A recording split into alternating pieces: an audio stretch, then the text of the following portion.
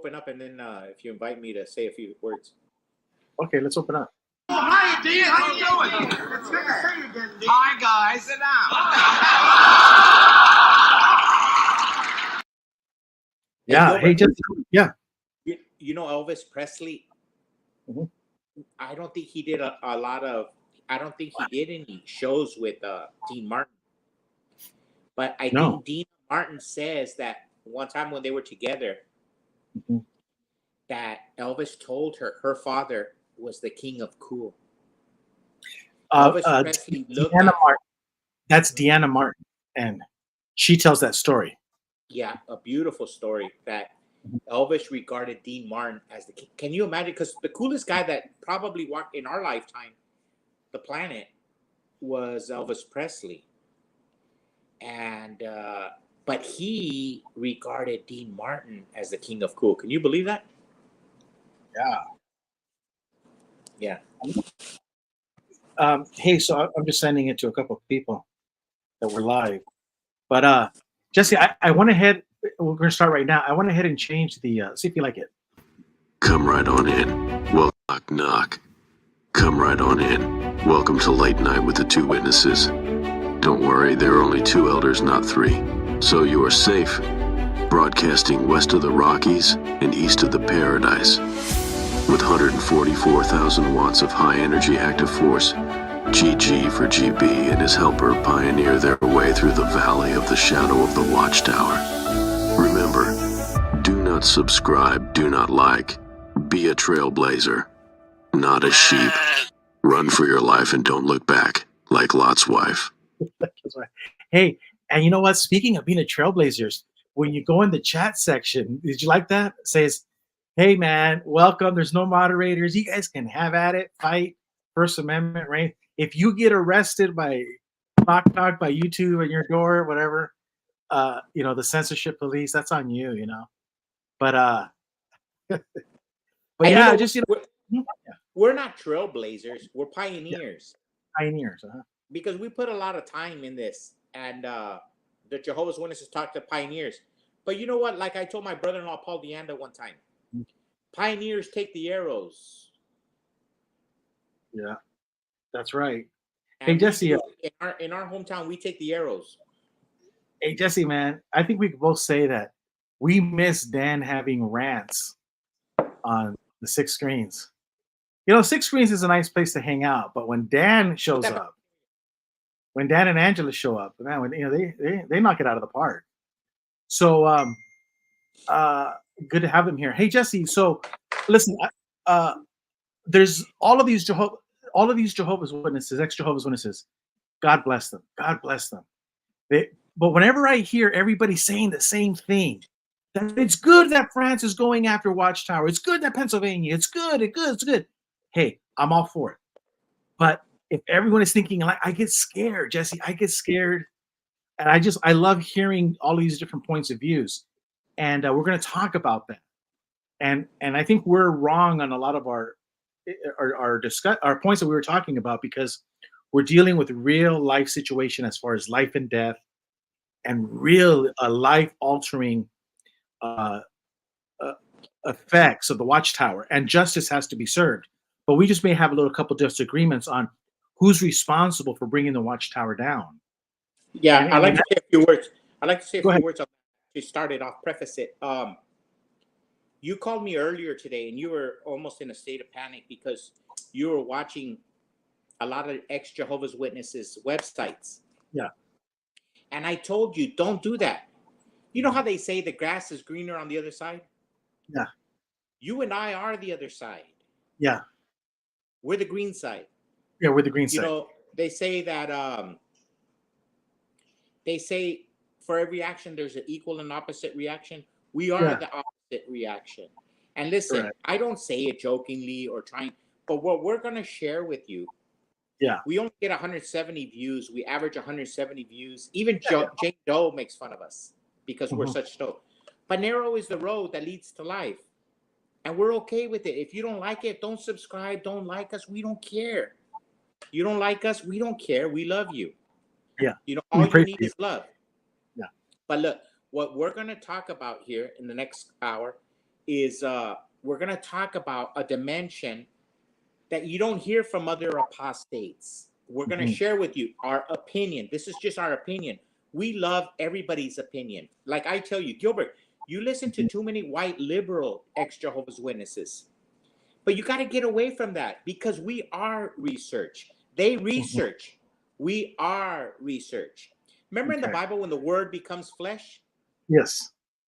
We speak of the research that we lived. We give our experience, and that is the research. Correct. Through life experience.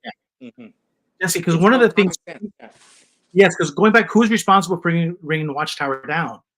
It seems that the general consensus is the government has to do it. The government's going to do this. Government, no. We have freedom of religion. Freedom of religion does not mean that a religion can play bank, like Bank of America. That's what Watchtower does.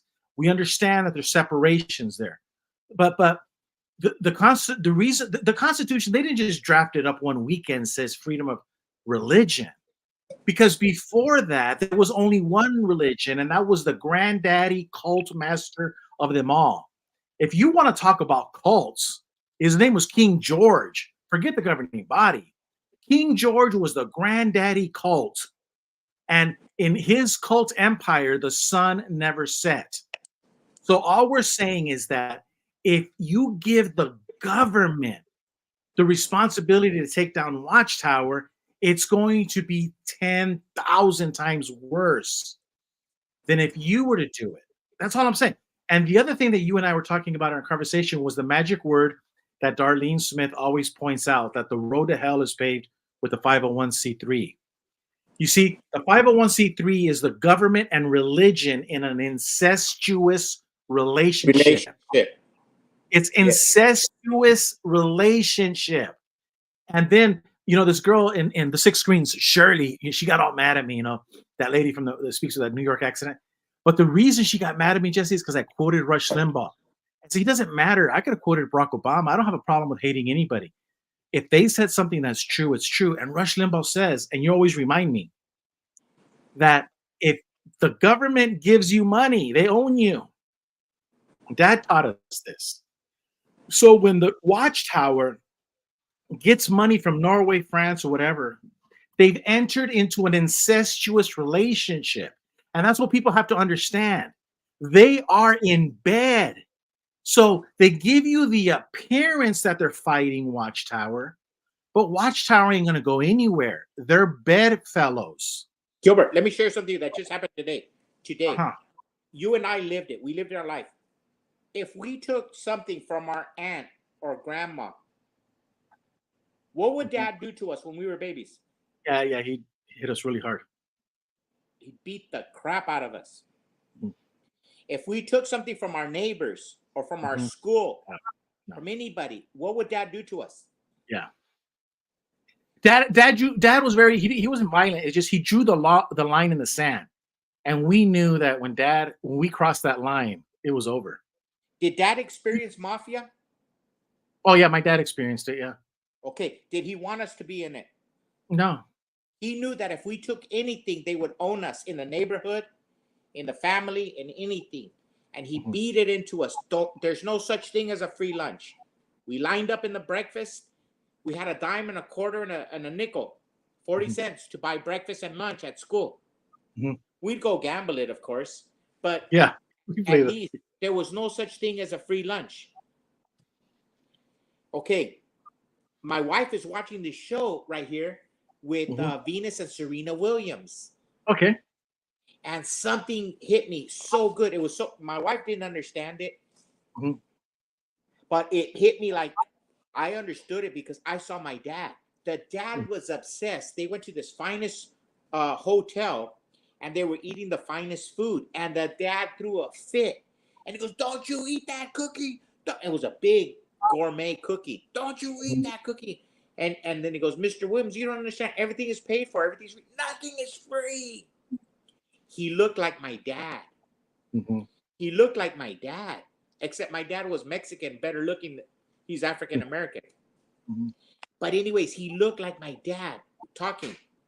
he was hell-bent that his daughters don't get anything for free. He was setting them up for success in life.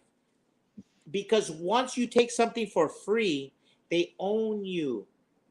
And Christianity ended sometime in the 1960s, I think, when they made this deal with the devil for this thing called registered charity or 501c3 that you're talking about. They ceased being free and independent, a church, and they became wards of the state. And that's what we're seeing today. So when Norway and France and Pennsylvania and Japan, they're going after the witnesses, it is true. But at the end of the day, they're still in an incestuous relationship. Yes, they're going to be fined. Yes, they're going to get browning points with the media for going after you. But guess what happens in the last 100 years? Nobody goes away. Look, Justin Trudeau's father beat the crap out of the Jehovah's Witnesses. Remember? In Canada.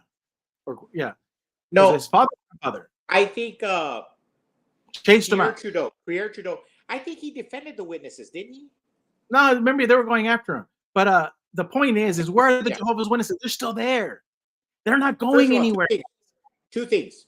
It was Pierre Trudeau, and a lot of people think that Fidel Castro is the father of Justin Trudeau. So I don't know if it was Pierre Trudeau. But the point is that they're not. So, but we know the story about them being chased out of Canada. You know, yes, all that stuff is true. But at the end of the day, nothing became of it. The only one that I can think of right now is Russia. Russia actually got rid of the Jehovah's Witnesses. They just got rid of them. But in these other countries, these Western Bloc countries, they're in an alliance, and that's where our opinion is. Our opinion is that they're in an alliance, and a lot of it is for show. And yes, there will be fines. Yes, there will be changes, but it's not what you think it is behind the scene. Correct. And only the very few power brokers know about it. And I'm telling you, Jesse, it's a 4-hour movie. Nobody wants to see it. Nobody has the attention span. But in Lawrence of Arabia, you learn it. When it's all said and done, 3 people, Obi-Wan Kenobi was one of them, right? And then the other 2. And Lawrence of Arabia, they dismissed him. Like, your services, now the adults in the room are going to talk. And they talked about electricity and water. And he wanted to be king. Everybody was used as pawns. Everybody, you got to see that it was all a show. And what I'm trying to say is that a lot of these things that we're seeing, yes, they're true. Yes, they're going after the Watchtower, but they're not going to bring the Watchtower down. I don't think so. I hope I'm wrong. And it's not and if we give it to the government to do our job, it gets worse. Now let's talk about government. Jesus says, "Let thy kingdom come." Who's going to solve the problem? This is what a lot of times what our Christian brothers think, that the kingdom is going to solve the problem. That's not how God wants it, as far as I believe and I see. Jesus wants us to fix the problems because we were created in his image. So if we can't fix our problems, then we're not created in the image of Jesus Christ. And think about it, Gilbert. When it says the kingdom, do you remember when the establishment of the kingdom after 1533, after Moses, when the time of the judges, God tells Egypt, well, look, they're rejecting me, not you. Mm-hmm. Well, and then the Israelites wanted a king, and they wanted King Saul. Mm-hmm. But God was already given them a kingdom. He was going to be a king to them. And there wasn't going to be a presence of God. Mm-hmm. They were going to have the benefits of a God. Mm-hmm. But they wanted to have a kingdom. So we see the prisms of a physical kingdom. Mm-hmm. When Jesus says, "Let your kingdom come," what I'm saying is it's not like earthly like we see it. Mm-hmm. It is something that it's otherworldly. We can't understand the kingdom of Christ. It's not in the physical realm. Well, we do know when men own kingdoms, nothing but slavery, nothing but bondage, nothing but blood and sacrifice towards a worldly person happens. In the physical realm, a kingdom is shit for humanity. Mm-hmm. The long history of man has shown that there is no good kingdom here on earth. Just tyranny and subjugation and bowing of the knees to somebody and idol worshiping of a nobility. And that's why our founding fathers, we give them so much credit because the train is still crashing. But man, they sure did slow that sucker down. Exactly. They slowed that sucker down. So when Jehovah's Witnesses, they talk about this kingdom, and this world government, they're so far off. You can't. Winston Churchill said, the destiny of man cannot be measured in material computations. The destiny of man cannot be measured in material computations. The things of God cannot be measured in human language and understanding. When Jesus says a kingdom, he's not talking like King George or King whatever. It's not an earthly kingdom. So this faith in this government and these kingdoms, we got to throw it out the window. We have faith in God. We have faith in Jesus Christ. But I have no faith in no kingdom. No. And who did Jesus have faith in? In us as individuals. And his Father. And his Father. He entrusted his 12 apostles, right? The 12 apostles. So he had faith in the ability of man. And his job was to uplift man, to help them accomplish, but not to do the work for them. Now, let's go back to this. I want to get out of the screen. Disinformation. This is from... that's a news article that's talking about what happened in Norway and the losing of registered charity as a registered charity. And so a lot of ex-witnesses are real happy right now because we've suffered a lot as apostates. A lot of us have had a family that have committed suicide or have been dead on the blood policy or whatever. But can you read that? Yeah, in Norway, the court case has been characterized as the most important judicial procedure about religious freedoms in decades.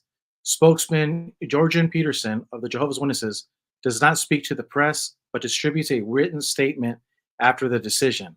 The decision by the judges about the state offensive allegations is deeply disappointing. Peterson writes, the state could not provide a single verified example of a victimized child. For him, this judgment confirms that Jehovah's Witnesses are often the victims of disinformation. We've had brothers and sisters that committed suicide, that have lost their blood in the blood policy, lost their life in the blood policy, have been victims of child sexual abuse, have been victims of everything, distorted families, broken families. And you call it spiritual adultery. And then they say that they're the victims of misinformation. First of all, the Bible doesn't talk about disinformation or misinformation. It says you are no part of the world. That Jorgen Peterson, he sounds more like Dr. Anthony Fauci than he does a Christian. A Christian doesn't use the word disinformation or misinformation. Cursed be the Watchtower Bible and Tract Society, because the Bible says Christians are no part of the world. We use the words truth or lies, yes or no. Let your yes be yes and your no be no. We don't use the communist CIA language, misinformation and disinformation, that Watchtower uses. Watchtower is a satanic organization. They have put their faith in God. They have put their faith in man-made organizations, in registered charity status. They are not a Christian organization. Let me repeat it. Condemned be the Watchtower. No part of the world, in the name of Christianity, they call themselves Christian Congregation of Jehovah's Witnesses. They're neither Christian or anything, but they have put their faith in men. They sound more like Dr. Anthony Fauci, don't they? They sound like the World Health Organization. They sound like Joe Biden. Misinformation, disinformation. No, let your yes be yes and your no be no. And check it out, Jesse. We were talking about earlier today. In that statement, in that article, Watchtower's worried about the money coming in. Yes. And now you and I, we worry about money because you got payroll, I got small bills and stuff, and everybody has something. We need money. But did you want to talk about that money situation? This is a sad thing. Mhm. I really believe Christianity ended as we knew Christianity in many ways Mhm. in the 1960s under President Lyndon Johnson, when we became 501c3s, registered charities, maybe in Great Britain, in the United States, 501c3, tax-free organizations. When we came over in the Niña Pinta and the Santa Maria. And the rest of you guys came over. Our pasty white brothers, they came over in the Niña and the what? No, Plymouth Rock in the Mayflower. Mayflower.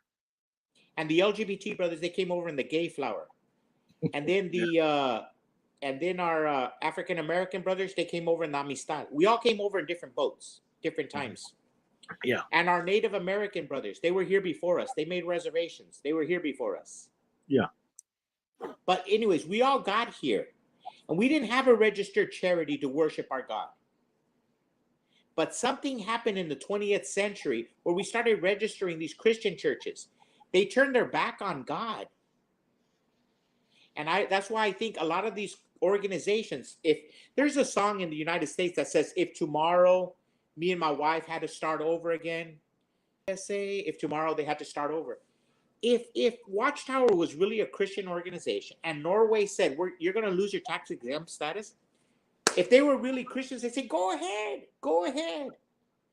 I remember in World War II in the 1975 yearbook when Hitler told them to quit being publishers, they didn't quit. But it's all about the money with these guys, and it's visible for the entire planet to see. If they lose their registered charity, so what? They could still continue going door to door. They did it with Malawi, and weren't they cannibals over there with Idi Amin?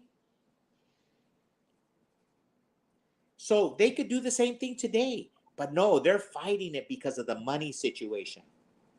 Jesus said in Matthew 10, chapter 10, verses, I wrote it down right here. Matthew chapter 10, verses 5 to 8. When he sent out the 12 disciples, you receive freely, give freely. There's the basis for the registered charity. They don't need it. But they're fighting it for dear life. Correct. It goes to show they worship the dollar. They worship the dollar. And correct. I hate to be cynical. Because I didn't want to live a life. I remember when I was a kid and the old people go, Jesse, everything is about the dollar. I go, I don't want to be cynical. I don't want to live my life like that. There has to be values. There has to be principles. No, everything's about money. Now we're starting to see that everything is about money. Everything is about, it's not about the Constitution. It's not about the King James Version. It's not about the New World Translation. It's not about Jesus. It's about the money. The fight that Watchtower is putting, it's all about money. They could put that energy in the service work. But no, it's all about money. I just forgot. I had it in my brain. I was going to ask you. We had talked about another subject close to the money aspect. We were talking about the money. Oh yeah. When it comes to the money, listen. Right now, there's earthquake, tornadoes in I think Oklahoma or something in the Midwest. Right. The Three Gorges Dam could kill millions of Chinese because it's okay. There's problems happening all over the world. I mean, just everywhere, all over the world at any given time. And Watchtower is always focused on the apostates are the biggest problem that exists on Earth, planet Earth. And there's a lot of major problems going on right now. Now the thing that you mentioned is about auditing. You mentioned how you and I, we never able to audit the books of Watchtower. Now, do you remember what you were saying about that? And how Watchtower is always blaming us? Yeah. The Watchtower says that, and I think it was Brother Burrow. He's part of the governing body. And he had a talk that's real popular in YouTube right now. And he says that the apostates' lies are a fulfillment of biblical prophecy. And like you're saying about the Three Gorges Dam, the war in the Ukraine, the war in Chad, the war Natural in Niger, the yeah. war in Gaza. The slavery in the United States and all over the world. There's slavery here. Yeah, go ahead. Yeah, our open border, the fentanyl, think of all the hate that there is, the division in the United States. We have more diversity and we're more divided. Look at what's happening in the colleges. They're doing all the research and they're researching themselves to death. Yeah. You know, in that yeah. Painting their hair. If they were researching love, peace, love, and understanding. Remember Elvis Costello had that song, "Hey, what's so funny about peace, love, and understanding? What's so funny?" So we established that the whole world is burning. And the religion, that the apostate lies. So this shows that they have nothing. They have nothing. They have no gain. The only thing they have is to attack their brothers. To attack the us. Apostates. That's all they have. They can't go after Katie Hobbs in Arizona. They can't go after Joe Biden. They can't go after Vladimir Putin. They can't go after Zelensky. They can't go after Netanyahu. They can't go after AMLO in Mexico, or Justin Trudeau, or Emmanuel Macron. They can't go over nobody. They can't even go over anybody in Norway. So who do they go? Poor defenseless apostates. We're the cause of all their grief, which goes to show the answer is not in government. The answer is in we, the people. Jehovah got it right. We're the cause of their downfall. That's why they're talking about the apostates. We know we're destroying Watchtower. It has nothing to do with Norway. It has nothing to do with Canada. They're all gay. Yeah. And speaking of that, let's go back to the accounting. Now, remember you said that they blame us for everything, but we never got to see the books of Watchtower. Right? We don't know if they spend it on fentanyl. We don't know if they spend it at Bohemian Grove, or we don't know what airlines they were using. We don't know nothing about the money. We gave them our sweat. We gave them our treasure, but we never got an accounting for it. Yeah. So don't tell us that we're responsible for your bankruptcy. Yeah. Yeah. How that was going back to the bankruptcy point. How can we be responsible for them going bankrupt when we never got to see the checkbook? And the only thing that we were allowed to do with regard to the checkbook was to put money in. Right? Exactly. And to put sweat equity in. And you know what? Yeah. When we were allowed to audit, because I don't know how many assemblies you audited, conventions here in Yuma. How many did you audit? Probably about 3 or 4 only. But they were simple audits. I probably did like 4 or 5 as simple audits. But all we got to audit was how much money came in and how much money we paid bills. And then after all the money that was left over, let's say $2,500 was left over in convention, Mark DeAnda would always move to send it to Watchtower. That was all we did in accounting. And in the following convention, that money that was sent to Watchtower was supposed to be on account. And there was never, ever 2 checkbooks. When you have money on account, that means you have 2 checkbooks, an operating checkbook and a savings on account. We never, ever got to see how much money we had on account. And they would always say that in the assemblies that, we gave so much money to Watchtower, it's on account. On the account that you ain't got no money, it's been given to Watchtower. Watchtower never sent you a settlement.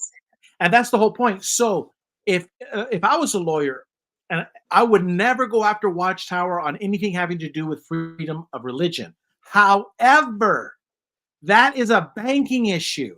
You're playing bank. When you start taking money from people and putting it on account, you're playing bank. And every Secretary of State, I believe it's the Secretary of State in Arizona, handles the banking division. So, do you remember when I told you that Venus and Serena's dad in that show told him, don't you ever take nothing? He didn't even want her to get this cookie. He made her put the cookie. What did Jesus tell his disciples? Put down the damn cookie. Put it down. You receive freely, and you give freely. But along comes this communist 501c3 program in the 1960s. They were able to kill Christianity. The communists killed Christianity. The communists always hated. It was the opiate of the people, the Marxists. So they could never kill Christianity in the United States because we have freedom of religion. So what they did, they put them on the payroll. And it became an incestuous relationship. So it's kind of like the universities. They're all in an incestuous relationship with the government. And that's why the kids go to school and they come out with confused about their sexuality and they don't know how to they dye their hair blue. Except there's a school called Hillsdale College who doesn't take any money from the government. And because they don't take any money of the government, they can have a curriculum of their choice. That's why GCU here in Phoenix is being attacked so hard. And it goes back to Watchtower, where because they got into that incestuous relationship with the 501c3, everything that you see with all of these fights with the governments, it's all part of the show. It's a charade. Because they're sleeping bedfellows. Yeah, see, people are saying, "Oh, Norway." All they could do, the worst thing that can happen is they lose their charity status. Yeah.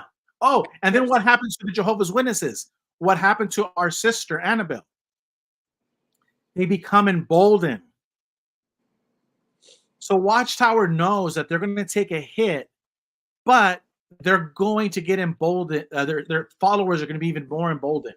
They're going to become more fanatical, and a very dangerous fanaticism will fall over them because they're preaching that all the governments are going after them. They have this victim mentality, and that Jordan Peterson, lawyer, he said so, that they're victims of misinformation. They're crying victimhood. They don't cry over nobody that they killed in the blood policy or the shunning policy. They cry over victimhood, over their tax exempt status, putting money over human life.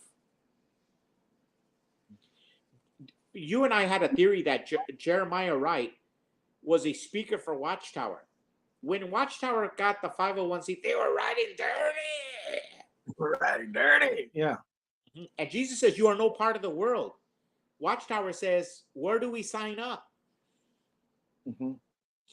No. This is no. They're telling you the truth. They're telling you the truth, Jesse. Watchtower is telling you the truth because the demons always tell you the truth about their evil deeds. It's just Satan always confuses the language. He manipulates the language. So when Watchtower says we are no part of the world, they are telling you the exact truth and nothing but the truth. And this is the thing. Let's follow the statement. We are no part of the world. Who's we? We is the governing body. But you think that we are no part of the world means us as Jehovah's Witnesses. No. Watchtower is saying we're no part of the world. That's why Jared Loesch doesn't get arrested. That's why Jeffrey Jackson, when he was in Australia, didn't get arrested. That's why none of the governing bodies will get arrested, but the Jehovah's Witness elders in Pennsylvania do get arrested because the governing body is not part of the world. You are.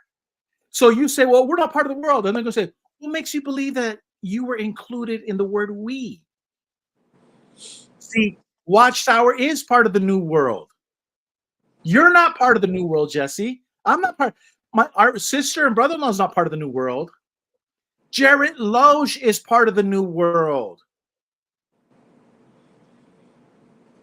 Yeah. You don't hear this anywhere on none of the XJW channels. And this is what I'm saying. If we're not trying to disagree with, I told Rick Farron, Rick, I'm not trying to disagree with you for the sake of disagreeing. It's just if we're all looking at it from the same angle, we're all going to miss it. We need people looking at it and questioning everything. And the best, the government of Norway, all the governments are in a sexual relationship with the religions. It's Babylon the Great. The only way Watchtower is going to fall is if you and I, we the people, have the courage to tell our elders, our governing body, that there is a line they will not cross. I'm quoting Ronald Reagan. I'm channeling Ronald Reagan. You and I must have the courage to tell our governing body, our elders, no, there is a line you will not cross. You will not come into my bedroom. You will not come into my house. There's the door. So if every Jehovah's Witness did that, the elders would be useless. The organization would die tomorrow. But no, they worship the governing body. They go to a meeting and they go, the governing body extends its warm welcome. They don't say Jesus. Their instinct is to praise themselves. They're not a Christian organization. They're an ungodly charity. And an ungodly charity to boot. They don't build nothing. They don't give nothing. Yeah, it's a one-way street. Now check this out. In the again in the 6 screens, Shirley got mad at me. I love you, Shirley. She got all mad. She called me a know-it-all. Jesse, she called me a know-it-all. I've been waiting all my life to be called a know-it-all. Thank you, Shirley. You know, I worked so hard at being a narcissist. At least I now got street cred. But here's the point. She got mad, Jesse, because she don't like Rush Limbaugh, and I quoted Rush Limbaugh. And he said this. This is gold, guys. And this is the Watchtower. Watchtower is like all of these other organizations. They're saying, give us money so we can declare the good news of the kingdom. Give us money so we can fix Muscular Dystrophy Association. But guess what happens? They never finish the job that they set out to do. Isn't it interesting that every religion and all of these nonprofit organizations are setting out to conquer breast cancer, I'll conquer this. And for 30, 40 years, they raise billions of dollars. And they can't seem to fix the problem. And they can't see, but we can send a man to the moon. Hold on. We can't preach the good news of the kingdom in the whole world. Of course you can. It's called the internet. You just do a mass blitz. It's done. But Watchtower will never finish that job, because if you finish the job, what does that mean? There's no more money. Yeah. You're jobless. You're not needed. Your services aren't needed. Yeah. Yeah, that's why he always talked about the civil rights movement. There's a lot of money in the civil rights movement. If you fix the civil rights problems, then a lot of civil rights leaders will be jobless. That's what Thomas Sowell and Walter Williams will talk about. Yeah, here it is. What do you call Mexican Judicial Committee? The 3 Amigos. That's right. And that's exactly why, like in our intro, it says, you know, there's 2 witnesses. We're the 2 witness, the late night with the 2 witnesses, because if there was 3, you would have problems. And Gilbert, that's why my name is Oslo No Way. Because there's no way Oslo's going to fix this problem. You and I are going to fix this problem. You said Jesus could have fixed all the problems. Jesus could have invented air conditioning Jesus could have done everything. Power tools. No, he left it up for the human beings to do it. Oslo is not going to fix the problems of the Jehovah's Witnesses in no way.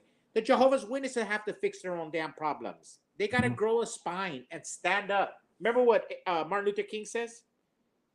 A man can't ride you if you straighten out your back. When a man and a woman raise their back, straighten out their back, they're going places. A man becomes a Christian, a Jehovah's Witness becomes a Christian when he straightens out his back. Remember how our brother-in-law walks into the Kingdom Hall with his back all hunched over? Yeah, because he's a slave to the Watchtower. But when a man... A man can't ride your back unless it's bent. Yeah. And he said, when a man and a woman straighten out their back, they're going places. They're going places. And what did Elvis Presley say? I did a video on this a long time ago. I think I took it down though. He said, clean up your own damn backyard. Clean up your own backyard. Yeah, he's talking about the preacher preaching at me. Clean up. The preacher preaching at me, acting like he wrote the golden rule. Come Sunday morning, he's lying in bed, eyes all red, wishing he was dead when he ought to be heading to our Sunday school. Clean up your own backyard. Oh, don't you hand me none of your lies. Hallelujah. Yeah. So who's responsible for bringing down the Watchtower? It's You and you. I. You and I. It's not the government. It's not the UN. It's not. No, they're in bed. They're bedfellows. And there And you have to understand. if you rejoice that the governments have a victory, Oh, there's a rock that's and the roll other thing. song. Yeah. That's the other thing. A lot of ex-Jehovah's Witnesses get really excited, and I'm not going to cast judgment on them, but a lot of ex-Jehovah's Witnesses get excited when they see a progressive effort and finds where Watchtower loses. Now, there's biblical precedent, and even worldly people will tell you that, people that don't have a religion, it is not good to ever dance at your opponent's loss. However, I'm not going to change. It's wrong is wrong is wrong. When Watchtower loses, I just turn the other way. When Saddam Hussein was killed, a lot of Americans, bad man, they jumped and no, you just bow your head and there's nothing to rejoice over. It's over and okay, but here's the point, because of the biblical precedent in there's biblical precedent for it. With the one book of the Bible, I tell you, Obadiah, it's just one chapter. No, you don't do it. You literally can. The wrath of God can come upon you for laughing and rejoicing over your brother's misfortune, even though it's well deserved. So, a lot of our ex-Jehovah's Witnesses get excited, but they've seen a lot of rape videos, right? They've seen the suicide. They've seen it in their own congregation. They've witnessed it. They've seen the family destruction. So I'm not going to cast judgment on the ex-Jehovah's Witnesses that rejoice. But just tone it down a notch. Just tone it down a notch. Yeah. You know what? I understand. We all understand. Because the apostates have been through hell. They call us vermin, Gilbert. All of us. Yes. And so it's easy for us to rejoice. But you know what? Don't fire till you see the whites of their eyes is how our country was built. There's a judgment day coming for these people. Sit back and what happens, happens. But don't throw a party over it. And I don't think nobody else is. No. Gilbert, listen, we're living in great times. We're living in great times because think about it. Brother Rojas is dead. Brother Ponce is dead. All the Jehovah's Witnesses who built here in Yuma, in Arizona, and different parts, and in every state, all the Jehovah's Witnesses that built the congregations, they're all dead. DED. They wish they could live in our day, the day of judgment. But the day of judgment has come, and it has found Jehovah's Witness deficient. We should be weeping that our brothers and sisters who have passed, our fathers, were alive today to see how wrong Jehovah was. That's what we should do. Where are they? They preached and knocked on every door, and everything Jehovah told them was a lie. Everything. And so I think it's a great time to be alive. I mean, even our brother Joe, who died a year ago, he didn't get to see the extent of how wrong Jehovah was. And here's the thing. They also Jesse, our brothers that died, our Jehovah's Witness brothers that died, we prayed for them because they died in an idolatrous state, in the worshiping of men. You shall not have other gods. Oh no, Watchtower was their god. So, but here's the point. There's been a lot of people who broke that law in the 6,000 years of recorded human history, and maybe even longer than that. But Jesus has forgiven a lot of people for that. And how that's why Jesus has to make these calls, not us. But imagine when they wake up in the resurrection, and then they come to Jesus moment. They're like, oh my God, you were an idolater. All of those people think that they died faithfully to Jehovah, when in fact they died as idolaters. This is why it's very important to always, like you said, test the spirit, right? You're always testing the spirit. And you have to find out if you're a lover of truth. Because one thing I've learned is that I learned this at a very young age. And I remember one time I ain't gonna say what it was, but I was doing something that I shouldn't be doing. I shouldn't have been doing it. And this little kid called me out on it. He must have been about 10 years old. It was Luis Castillo's boy. And instead of just slapping the boy and calling him a mocoso, burger nose, I knew right then and there that nobody was seeing what I was doing or thinking, but the little boy saw it. And he just made a comment. And the point is this, it was nothing big, but I knew, man, if you really love the truth, it don't matter who tells you it, Jesse. It don't matter. Like, I'll give you an example. Right now, and I shouldn't even bring up her name, but let's say Smurf Girl comes and she just rips in and she accuses me of 10 things, but one of them is true. If you love the truth, Jesse, you got to even accept that. If John Cedars were to rip in on me, he's an atheist, communist, Bible hater, yada, yada, whatever. But if he's saying the truth, do you love the truth? And that's what I learned.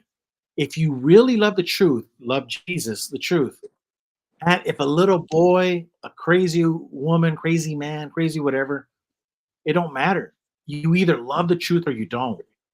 You know what? I'd like to add a caveat. Caveat to what you just said. I agree with you except one thing. Let's say the names that you said, which I shall not pronounce, Correct. told you are correct. Yes. But if because we're on the same side of the divide. Oh, yes. Thank you. Jehovah's Witness tells you one thing. Don't ever, ever, ever agree with the Jehovah's Witness. They will take that one thing and they will beat you stupid with that. Let's say they're wrong on 10 things and one thing they're right. Don't agree with them on that one thing. That my shoes, the Jehovah's Witness tells me that my shoes untied. Don't look down. He will kill you with that. Never trust a Jehovah's Witness. Never. The second you do is the day you get stabbed. Look, all is fair in love and war. We're at war with the Jehovah's Witnesses. Yeah. At the end of the day, they hate us. They call us vermin. They call us vermin. They call us smoke. Hey, Gilbert, I better go. I gotta go. We gotta take Lisa out dinner. Where are you guys gonna go? I don't know. Probably go grab a burger, bring it home. Oh, is she there? Are you gonna be up late night? I don't know. But what does she think about this show? You know what? A lot of times I know that you get tired of speaking about yourself. Yeah. Because we're always talking about the GG for GB. But I'd like to know, I'm gonna ask her at dinner, what do you think about Gilbert? Yeah, what do you think about Gilbert? Yeah. Ask her, and report back to me. Okay. Okay, I will. Appreciate it. All right. Hey guys, so that was all right. Hey, thanks, Jesse. So that was me and Jesse. And no, that was Oslo. No way. Oslo, no way. No way. I hope you guys like that. The Genesis creation account destroys the heliocentric model of Earth spinning around the sun. Hey, Andy, I don't know, man. What I'm saying is, I don't know. I'm not that smart, when it comes to this stuff. I don't know. I don't know if the Earth is spinning at 70-some thousand miles an hour. But you know what, Andy? I will tell you this. My brother Jesse, if you guys have more questions, let me know. But my brother Jesse tells me this. I'll keep the show going and go in the chat section because you'll love my new chat section. Nobody does what I do in the chat. But let me answer this question, Andy, because I don't know one way or the other. I'm not a flat earther, round earther. I don't know. But here's the thing. What I do know is that we've been lied to so long and so much that all of the pictures that are being sent, you agree, that there are computer generated images, they're all fake. I'll give you an example. When we look at the moon, we see how big it is, right? So it's like about this big. So if we were on the moon and we were looking at Earth would not look like the same size as the moon. It would be the exact opposite. We'd be inverted. So from a human perspective on the moon, looking at the Earth would be way bigger, right? Because we flipped the script. But this is the point, and this is what I do believe, that the heavens declare the glory of God, and the governments want to hide that from us. What God has created is so beautiful that if we actually knew how beautiful it is, they lose. They lose. There's too much beauty, and I subscribe to that. That a lot of the things that we're being lied to about in Antarctica and everything else, everywhere, is they're hiding from the rest of the human beings. The heavens declare the glory of God. Now the other one is this. I don't, guys. If you guys have more questions, let me know. But what I don't understand is this: how is it that all of these nations, like Russia, China, United States, France, they all want to go to war in Ukraine, but in Antarctica and in the space station, they're all friends? Think about that. In Antarctica, they're friends. In the International Space Station, they're friends. But in Europe, they want to kill each other. I don't know. That's just a question I have. The Watchtower pushes the Nazarite teachings of a spinning ball. You are, yeah. I don't know. So I don't think you guys have any more questions. If you guys have questions, and you guys want me to answer them, let me know. That was good, Andy. That was very good. Kelly, thank you for showing from the Oregon coast. Thank you for showing up. Dan and Angela, thank you for coming. Shaq, Darth Guido, Joe. Joe was my roommate down there in Warwick. So guys, if you want me to continue on late night, let me know. And I'm going to play the video file one more time. Do you guys think I should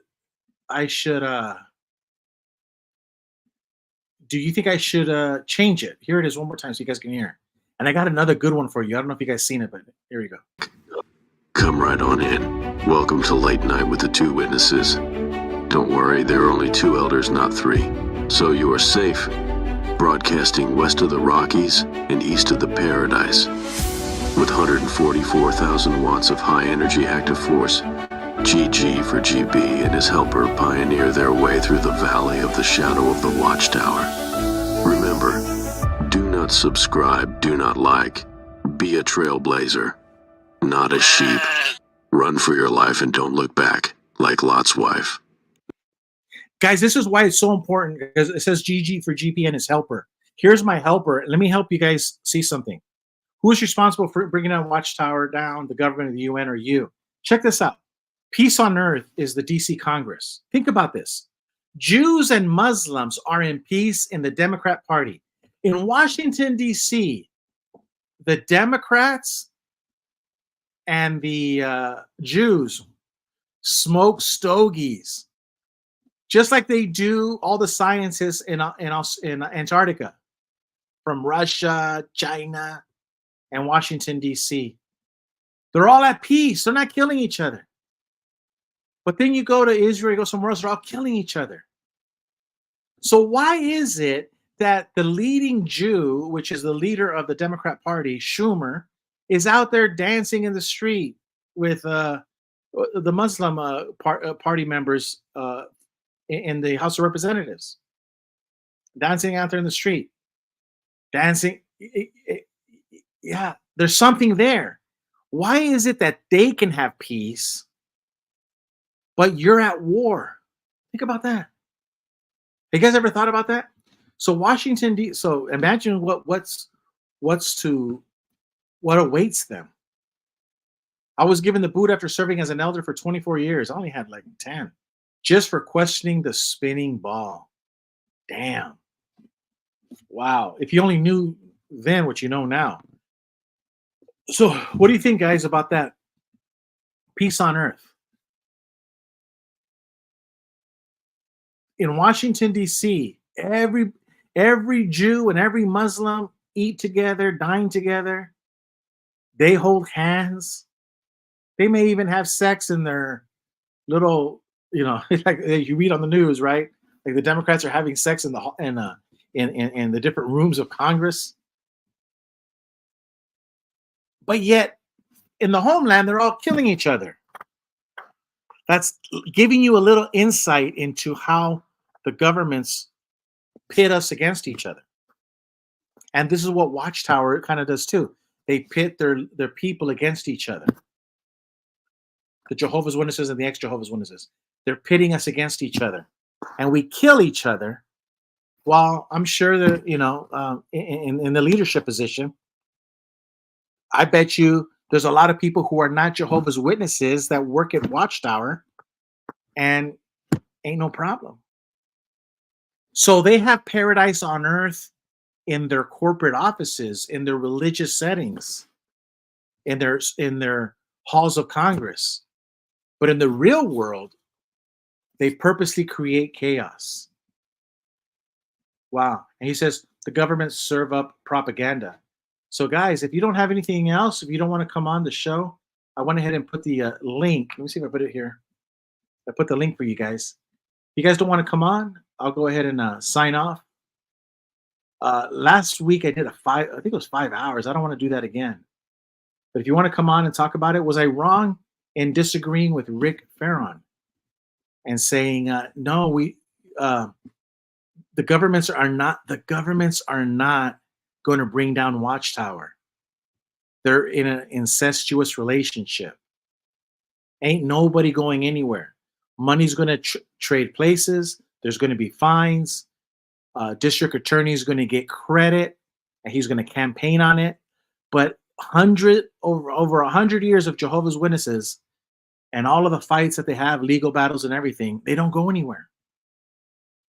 They ain't going anywhere. The Catholic Church hasn't gone anywhere. For 2,000 years, they've survived everything. They ain't going anywhere, guys. So JWs and politicians are the same. Thank you. Maria, thank you for showing up. Unless you want to come on, Maria. Oh, hold on. Let me go over this. And I should have typed it, but I didn't. Maria, I got this email on this text message. Thank you, Maria. I'm going to read it. I don't think you'll mind, but it says, if God is almighty, why did he allow the devil to come into paradise and mess with Adam and Eve, which produced us imperfect humans? If God is almighty, why did he allow the devil to come into paradise and mess with Adam and Eve, which produce us imperfect humans? Now, I don't pretend to know the answers to this, but check this out. So she's saying God allowed the demons to leave their dimension in heaven, to come to the third dimension in which we live.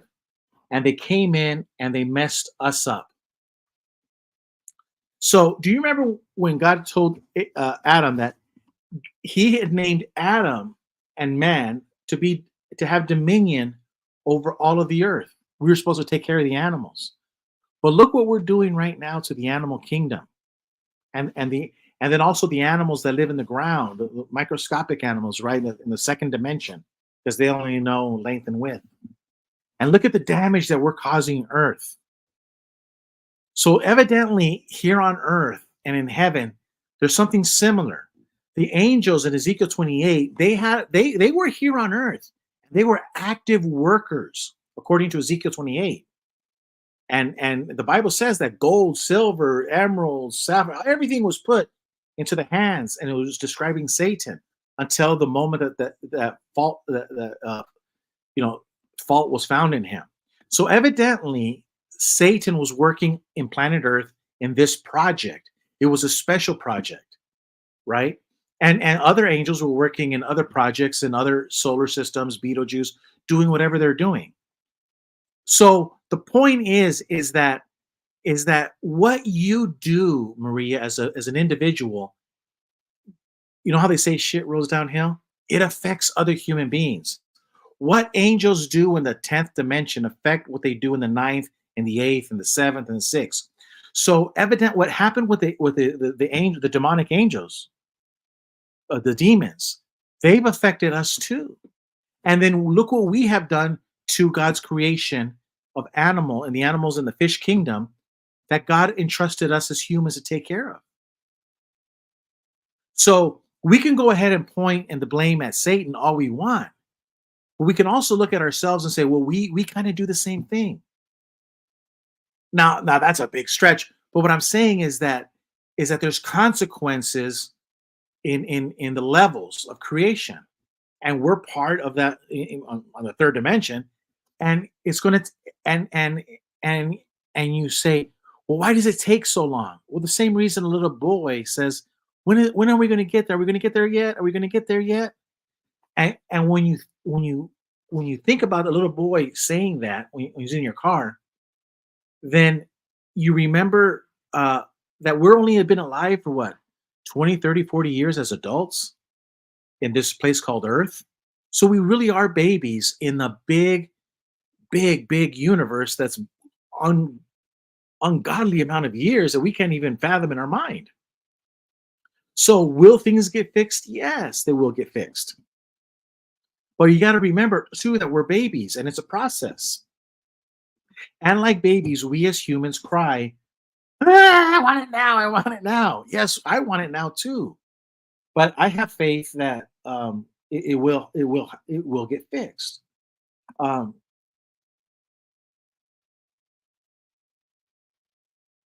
Now, this angel who became a devil and a liar was followed by many other angels.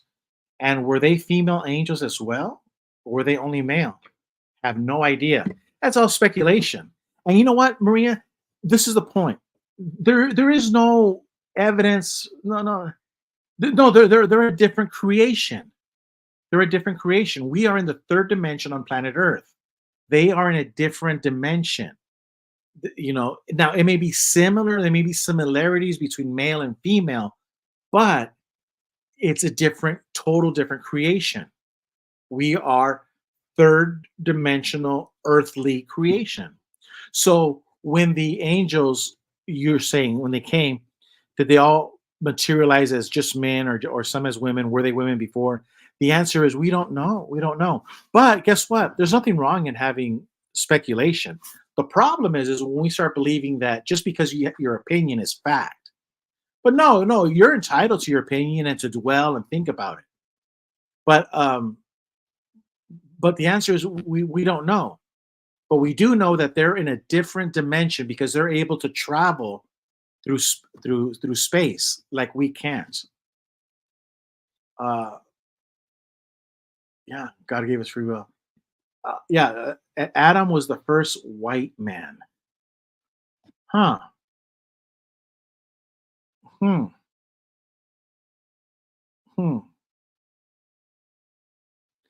I don't know if anybody here speaks Spanish,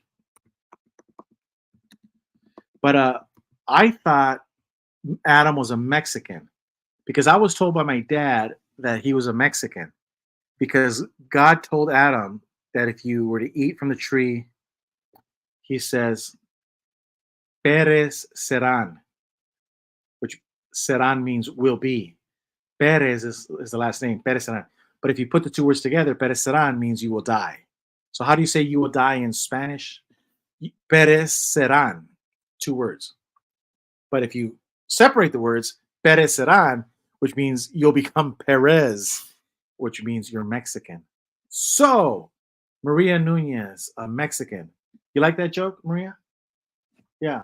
So did you like the answer about that? Why did he allow the devil to come into paradise and mess with Adam and Eve? Probably because he was already here. Go back to read Ezekiel 28. Adam was here. The angels were here. When Adam was here, he wasn't alone. Now, we don't know what happens in the fourth dimension. We have no idea what their job entailed. But they were present. It was a working factory. Planet Earth. Jesus, according to Proverbs 8, was heavily involved in the creation of everything on Earth. And so this was a happening scene. Imagine a construction site like you've never seen. So everybody was in on the action and all eyes were on planet Earth. And since he was already here on assignment, he took liberties. And the fourth dimensional realm, or the above, whatever he was in, ended up having catastrophic effects on the third dimension, which is us. And the third dimensional, which we live in, we do the same to the ones below us. That's interesting. Now he says, "Let us create man in our images." Okay, guys, man, you're not asking me no questions, so I'm gonna have to cut it short. I'm gonna have to call it a night. And let me do one last video file. Let me see if I can find it. Let me see. Here we go. This is from Welcome to Lily Pad Lane, and here's your host, Geronimo Frost. Look at me, I'm a gay. Thanks to Anderson. It was the wrong one. Oh man. I thought I downloaded it. It was the wrong one. The apostate, the Vast Apostate Hour did a Gay Frog Alex Jones video. Watch it.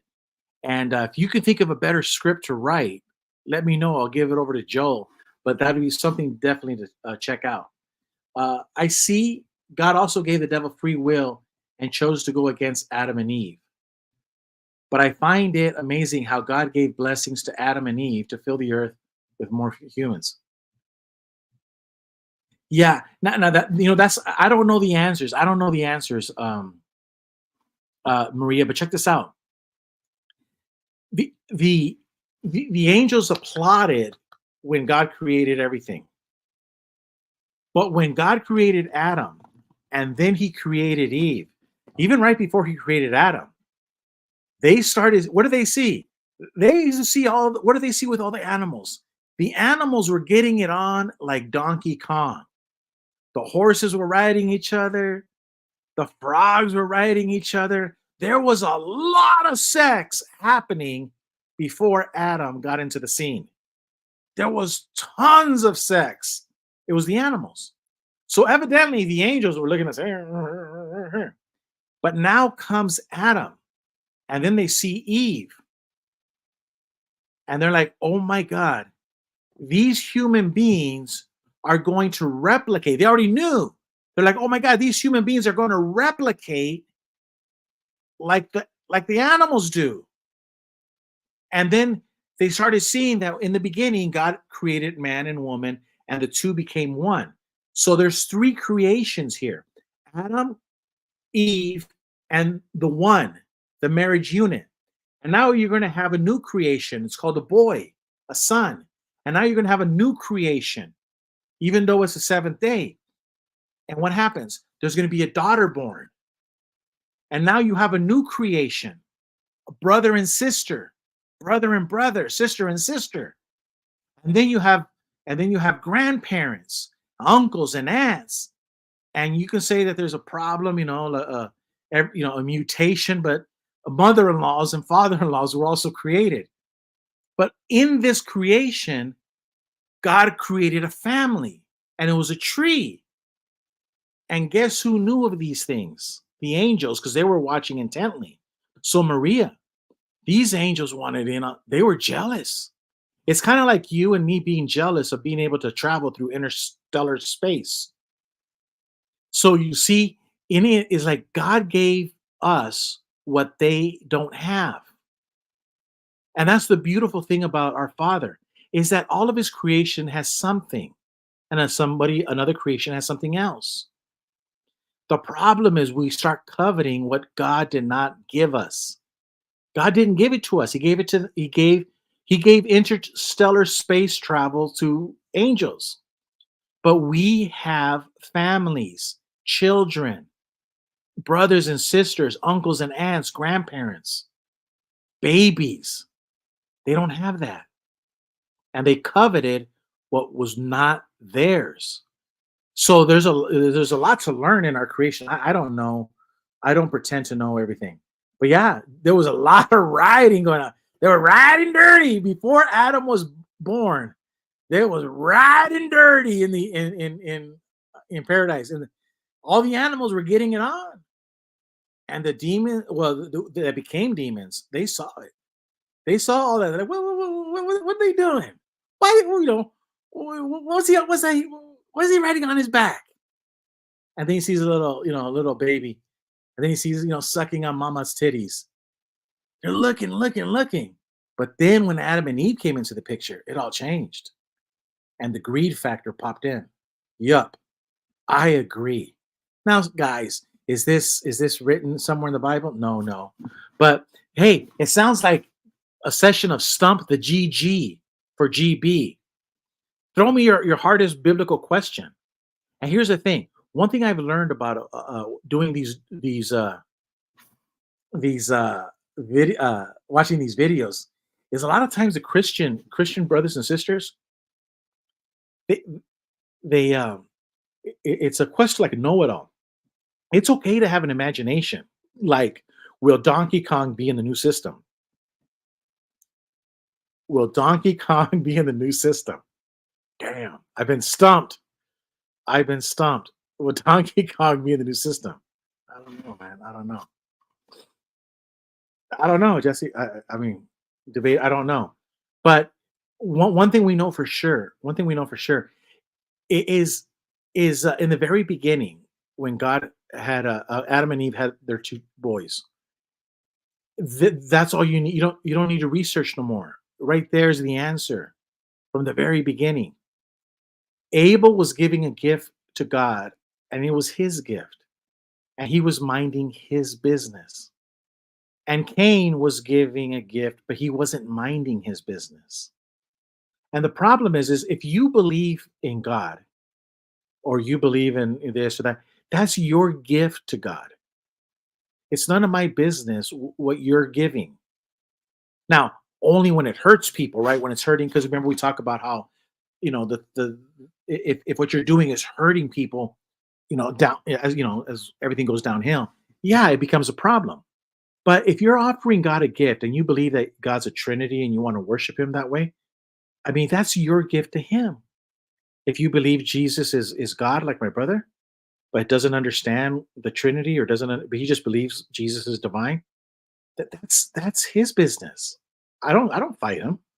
That's how he chooses to worship, God, and that's how he chooses to worship Jesus. The problem is, as Jehovah's Witnesses, we were always in a competitive environment. What if Judas Iscariot had CBDCs? He probably would have turned him in a lot faster. He wouldn't have taken so long. Hey Jesse, I got 12 people, but nobody wants to bite. Nobody wants to stump the GB. In the chat section, if you go in there, you'll never see not one. We're trailblazers, man. You'll never see one person put down, enjoy your First Amendment. You can say the meanest things about me. I mean, you go right ahead, man, right there. Just say the meanest things about me. I dare you. And no one's going to moderate you. No one's going to put you in detention. And that's the way it should be. So stomp the GB. I hope you like, Maria and others. I hope you guys like the answers I gave you on those biblical questions that you have. And I also live by this motto that I made myself. Simple made complicated is evil. Remember that. Simple made complicated is evil. So Jesus spoke for 15 minutes on the Sermon on the Mount. How simple could it be? But then we have to go to church for 2 hours and listen to somebody pontificate? No. And if you look around, a lot of times on YouTube, they make everything more complicated, the religious people. No. Hang around the religious people that keep it simple. Like I said back there, keep it simple, stupid. Because I think it's the Apostle Paul that talked about the simplicity of the Christ. And the Jehovah's Witnesses get rid of that verse and they put the sincerity, because they don't want you to believe in the simplicity of Christ. You voted for Roosevelt 4 times. Although he served 3, but yeah, 4 times. I can picture Jesus breastfeeding, but I cannot picture the Almighty breastfeeding. The creation did not give birth to the Creator. Whoa, man, that is literal, no pun intended, food for thought. Man, that is some good. That is, wow, that's some power. That's powerful. That's powerful. They like to keep the water muddy. That's right, Kelly. Keep it simple, stupid. By complicating matters, then people start like, I don't know what side to pick, and now it becomes a high school popularity contest. But when a preacher is telling you, keep it simple, stupid, and Jesus Christ said did not say at the end of the Sermon on the Mount, I'll see you next Sunday. Jesus didn't say that. He says, go and put into practice everything I told you and build a foundation, right? A foundation. So he didn't know how long that was going to take. Could have taken all of your life. He said, go and put into practice everything that he had taught you. And then you find a preacher like me, and what does hey Andy, man, he's pulling your chain. And then what does a preacher like me say, Kelly? He says, what do I say? What do I say? Don't subscribe, don't follow me. When have you ever seen a preacher say, don't subscribe, don't follow, don't like? Don't. Because if the Holy Spirit sees it necessary that you listen to me or what I have to say, because then you'll see it. So instead of trusting in the YouTube algorithm, you trust that God's going to direct everybody to the right person to help them at the appropriate time. Andy hates Jesus. All right. We got a few people, but man, nobody wants to ask me a really tough question, although this one was very powerful. I got to give it to Andy, man. I think he stopped. My brother Jesse's not going to be able to answer this one. He got you on this one, Jesse. Andy hates Jesus. That's the best he has.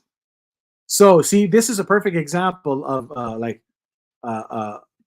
right here, Jehovah Debater went, what is it called? Victim status. Yeah, he starts believing, what? And now he starts putting the hate on Andy. Man, this is good. But that's the beautiful thing. Iron sharpens iron. And Jesse says all the time, that Jesus is God. He's divine. And he doesn't understand the details. Hey, that's fine. We're not in a competition. Everywhere else you go, it's a competition. We need to censor Andy. There we go. We'll do it in committee in the back so nobody can see it. So that's it, man. If I don't get a good question in the next 20 seconds, I'm going to be out. I think I've overstayed my welcome. I've overstayed my YouTube welcome. Let me come over here. All right. Let me check. Okay. We need to censor Andy. Okay, guys, that's it. And unless we have another question, we're gonna call it a night. Is the Earth flat? Andy already asked that question. And I explained it. I don't know if the Earth is flat. You know who's a flat earther is Son of Thunder. I got to bring him on. In school, we were taught that there were no stupid questions. I don't know, man. I don't know. Let me see if I can answer that one. Respect. For I am Costanza, Lord of the Idiots. You're all winners! But suddenly a new contender has emerged. So he's Lord of the Idiots, and she goes, "You're all winners!" And a new contender. So she goes, "In school, we were taught that there are no stupid questions." But then somebody goes and asks a question, and you're like, geez, and it puts that to the test. So his second wife was flat. Yeah. Okay, guys. We'll see you on the next one. I'm gonna hit end stream. And Lisbeth Phillips. I'd rather have a question that can be answered than an answer. I'd rather have a question. I'd rather have a question that can be answered than an answer that can't be questioned. Hey, John, if you don't have any questions, man, I'm getting ready to close it down. No, Jesse, Jehovah's Debater, this is very deep. And a lot of you are ex-Jehovah's Witnesses, so you have to read this slow.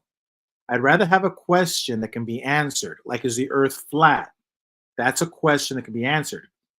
Than an answer that can't be questioned, that the earth is round and it's settled science. I hope I got that right, Lizbeth.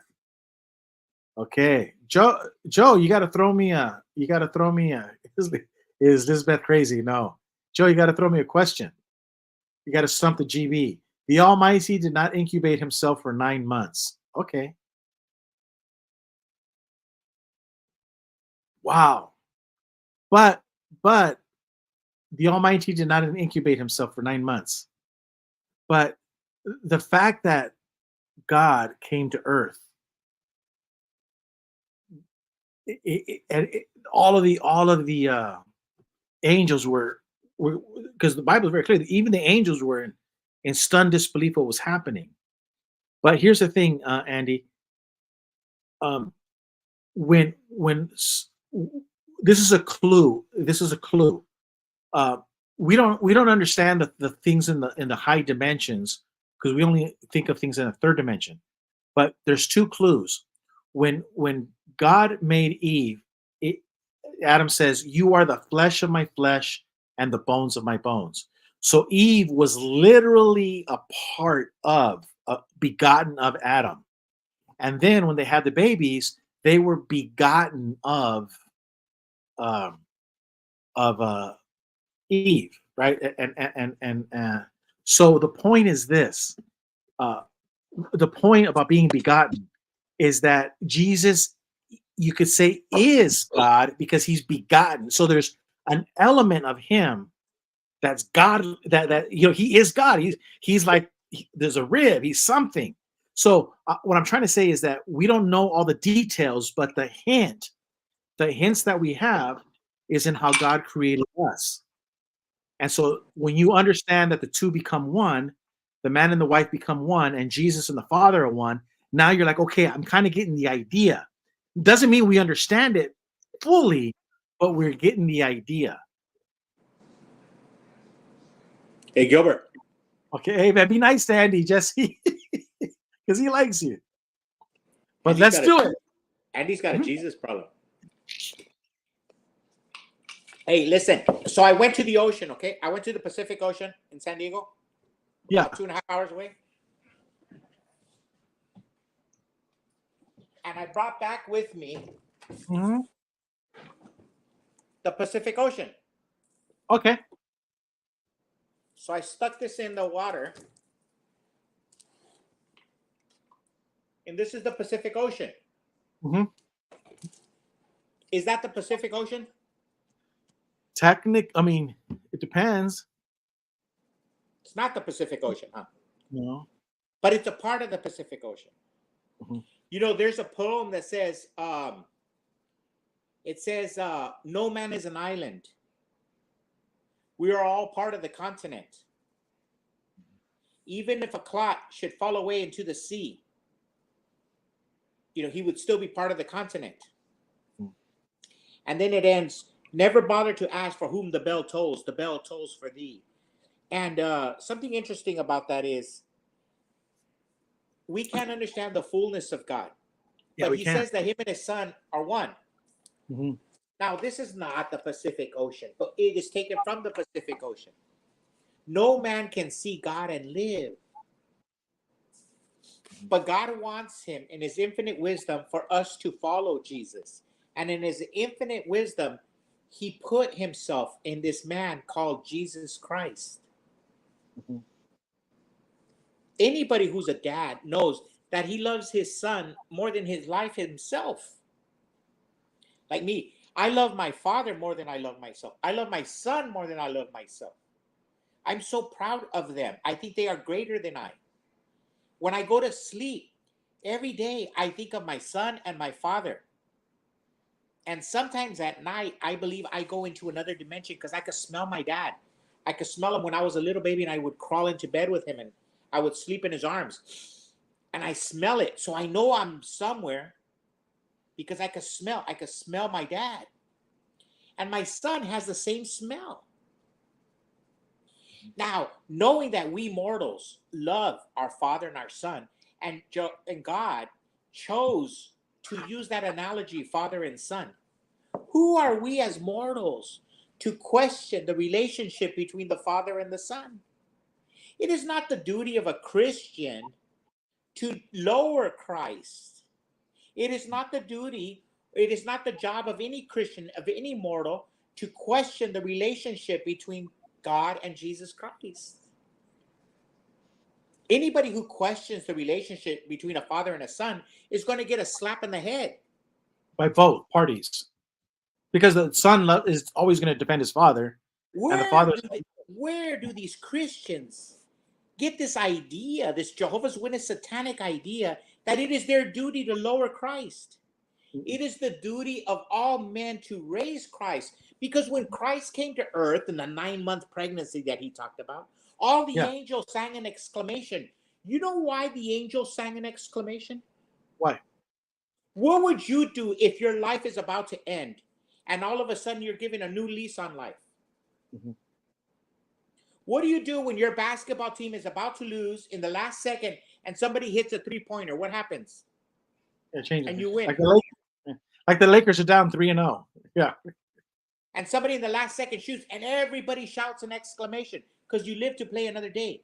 The angel shouted an exclamation because the divine, the creator, goes into the subordinate form of a human being in an imperfect person called Mary. Their own life and existence was in the balance. And so when the baby was born, everybody shouted an exclamation, the universe, because Christ had been born. And so some mortal 2,000 years later says, oh, Christ was pregnant for 9 months. It's not your job, dude, to even entertain that idea. The greatest story of mankind, when the existence of time and eternity was in question and balance. The very existence of the immortals was in balance. They shouted an exclamation at the creation. Here, look at. I'm going to show you these two texts. Andy says God's son came to earth, and check this out. Jesus was God in flesh, according to Jane. They're both true. They're both right. They're both right. And that's what I'm saying. When you understand the dimensions, when you see that Carl Sagan video of how we in the third dimension view things in the fourth, and he actually shows you like on paper, well then now we understand that that if it's so great, well, if the Father, Son, the Jesus you're talking about is so great from our vantage point from the third, imagine how great it would be when we can actually see it in its full splendor. If it's great just in our dimension, imagine how much greater it is in its full sense. And we can't see the full sense because the Bible clearly states that no man can see God and live. So in his infinite wisdom and love, he gives himself in the form of this man, Jesus Christ, so that we can all be in fulfillment and close to him. And then, so I don't think it's appropriate for mortals to mock Jesus Christ, to mock Mary or Joseph. The very existence of heaven and earth was in play. Think about it. How delicate is a woman who's carrying a baby? How delicate is a woman? If she falls, if she stumbles, the baby could be injured, get an infection, and they both die. And now you're the angels in another dimension that you talk about, and your Lord, your God, is in the womb of Mary. Put yourself in the shoes of the immortals. Everything was in play in Jesus Christ. Yeah. Everything was in play. It was for all the marbles of the universe. Now listen, I'm going to keep it simple. Like he says, and I'm fascinated by this subject, but there's two people. I think it's 16:16. Maybe Matthew or Luke, one of them. But it's 16 verse 16, and Jesus says, "Who do you say I am?" And he goes, "You are the Christ." I think the Son of the Living God. Jesus didn't say anything, and then Thomas says, when he saw the hole, he goes, "My Lord, my God." And in both times, Jesus did not correct. And I think the point is this, and I mentioned earlier about Cain and Abel. God wants, and Jesus himself, our Father Jesus, want to know, what do you think? Who do you say I am? And therein lies, let's not compete over this. Yeah, let's talk about this because it's the most fascinating subject I think there could possibly be. But remember that God wants to know not what the conventional wisdom is. He wants to know what you as an individual. So what you're saying, Jesse, is this is what you believe as an individual, and you make a strong case for it. But that's your gift to God. And Andy, he's just as passionate, but he doesn't come on the StreamYard and fight you, which we will do in a different day. Listen, do you remember? We talked about going to the moon, and we said that if we went to the moon, people question it, right? Now, we didn't question it when we were kids, but now everybody questions it. A lot of people question it. And so the same thing with Jesus and God. A lot of people question the divinity of Christ. But let's give for a second that we all say that Jesus is the Son of God, which I agree with. My point is, that's good enough for me to say that he is God. Think about it. Jesus is the Son of God. Think about that, what you just said. Name me a mortal in the planet who is the Son of God. Yeah. In the sense of Jesus Christ. No. And he's the Prince of Peace and also the mighty God. Yeah. He's our God. He's our God. So it's not my job. Some Mexican American run to be talking about Jesus and the pregnancy. What the heck? You're a mortal. Know your place in the cosmos. Whoa, that sounds like a fight. No, I hope Andy. I'm not trying to be personal. Between a Canadian and a Mexican. I'm not trying to be rude, but you have the appearance of a low-grade bank clerk. No, just kidding. I'm channeling Nigel Farage. I'm sorry. Right. Hey, but Jesse, let me go into this. I like this subject. I believe that the Bible says in the beginning, God made heaven and earth so that we live here temporarily and prove to be good persons and believe in him. And you have eternal life in heaven. Well, check this out, Elizabeth. Think about this. There's nothing new under the sun. And everything that we see on planet Earth is a microcosm of greater things in heaven. So this is the problem I have a lot of times when I talk to Christians. We've only been around for 50, 60, 70 years in this earth. And you can't see that in Earth, since the longest time, kids go to school in different forms. And in modern time, we call it kindergarten, first grade, second day, preschool. So when we're only 80 years old in the great cosmos, we're like in preschool. But then you graduate preschool because they give the preschoolers a graduation outfit. And then a preschooler, Elizabeth, says, well, I'm going to go to Harvard, which is heaven. No, you're going to go to kindergarten. So what I'm saying is, when you look at the universe and you understand that we're living in a third dimension, well, then why did God make the solar system? That's a fourth dimension. What about the fifth dimension, which is, traveling in the galaxy? What about intergalactic, which is probably sixth dimension, and multiple galactic? That's seventh dimension, and so forth and so forth. So what I'm saying is to quote Jeffrey Jackson, it would be presumptuous of me to say that when I die, I'm going to go and live over here. All I'm saying is I'd rather say what Mahalia Jackson says, how I got over. My soul, I look back and wonder how I made it over. How did I make it from preschool Earth to whatever is next? And so to me, it doesn't matter what heaven is. We may think that heaven is living outside of the known universe, but maybe heaven is just graduating into a full spectrum of the third dimension. Maybe we're still going to be in the third dimensional body. Gilbert, I don't know these things. Mm-hmm. Let me elaborate on that. What if heaven is the rear view mirror? What if heaven is the rear view mirror? When then I can see my mom again? You know what? If I were to die tomorrow, I could literally say that I already lived in heaven. But do you remember when we were little kids and we went to pick lemons with mom? Yeah. And it was hot. And me and you were a baby, man. You were probably 2 years old or 3 years old. And you and I were carrying the bag and mom. And Joe and Annabelle were cutting the lemons on the tree, and we were picking them up and putting them in the bag, and mom was dragging the bag. Do you remember lunchtime? You were a little kid, you were a baby. But mom made a spread underneath the tree at lunchtime. Mm-hmm. And she pulled out the burritos and the tortillas. And you and me and Joe and Annabelle were eating there. And sometimes in my memory, it's like another dimension. Like if we were in heaven. When I remember, so to me, heaven is like a rear view mirror. I think, well, I've already been to heaven. The happiest place in the creation when we were eating underneath a tree with my mom. Or I have chickens outside. You see the chickens we have?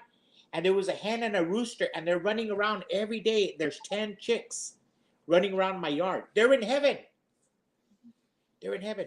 We as humans always think the grass is greener on the other side. Maybe we're in heaven now. Maybe we have to make the best of what we have now. Why do we have to live for the other side? Jesus said, pick up your cross and follow me. He didn't say, think about heaven.